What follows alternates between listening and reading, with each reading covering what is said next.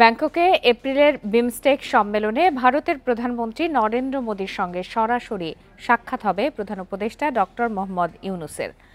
অন্তর্বর্তী সরকারের দায়িত্ব নেয়ার পর প্রথমবারের মতো মোদীর সঙ্গে সাক্ষাৎ হচ্ছে তাঁর। তবে সাইডলাইনে দুই নেতার বৈঠকের বিষয়টি নির্ভর করছে ঢাকা দিল্লির আগ্রহের ওপর।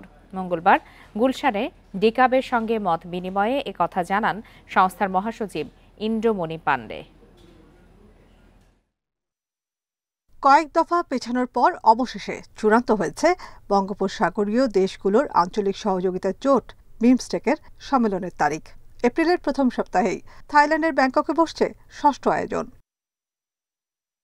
সম্মেলনে বাংলাদেশের নেতৃত্ব দেবেন প্রধান উপদেষ্টা ডক্টর মোহাম্মদ ইউনূস, আর সদস্য দেশ হিসেবে যোগ দেবেন ভারতের প্রধানমন্ত্রী নরেন্দ্র মোদী। অন্তর্বর্তী সরকারের দায়িত্ব নেওয়ার পর প্রথমবারের মতো মুখোমুখি হতে যাচ্ছেন এই দুই নেতা।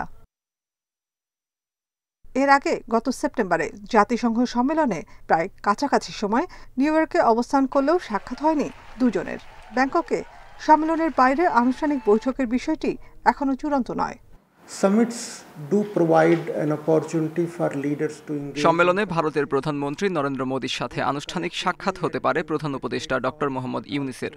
তবে সাইডলাইনে শীর্ষ নেতাদের একে অপরের সঙ্গে বৈঠক সে দেশগুলো পারস্পরিক আলোচনা করে ঠিক করবে। ঢাকা দিল্লির মধ্যে দ্বিপাক্ষিক বৈঠকটি নির্ভর করে দুই দেশের আগ্রহের ওপর, কারণ আমরা সদস্য রাষ্ট্রগুলোর দ্বিপাক্ষিক বিষয় নিয়ে কাজ করি না। ঢাকা দিল্লির দূরত্ব ঘোচাতে বিমস্টেক সাংগঠনিকভাবে কোনো উদ্যোগ নিতে পারে না। তবে এই প্ল্যাটফর্ম ব্যবহার করে সদস্য দেশগুলো পরস্পরের সঙ্গে বোঝাপড়া বাড়াতে পারে বলে মনে করেন মহাসচিব ইন্দ্রমণি পাণ্ডের দাবি, বিমস্টেক কোনোভাবেই চীন বা পাকিস্তানের বিরুদ্ধে কোনো প্ল্যাটফর্ম নয়।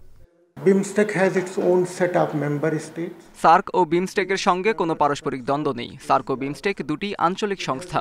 একাধিক দেশ সার্ক ও বিমস্টেকের সদস্য, আবার কেউ কেউ আসিয়ানের সদস্য। এক্ষেত্রে কোনো সমস্যা নেই। একই দেশ একাধিক ফোরামে থেকে কাজ করতে পারে। আমরা আঞ্চলিক শান্তি ও স্থিতিশীলতায় বিশ্বাসী। এবারের সম্মেলন থেকেই বিমস্টেকের পরবর্তী চেয়ারম্যানের দায়িত্ব নেবে বাংলাদেশ। Nafiza Doula, independent news, Dhaka.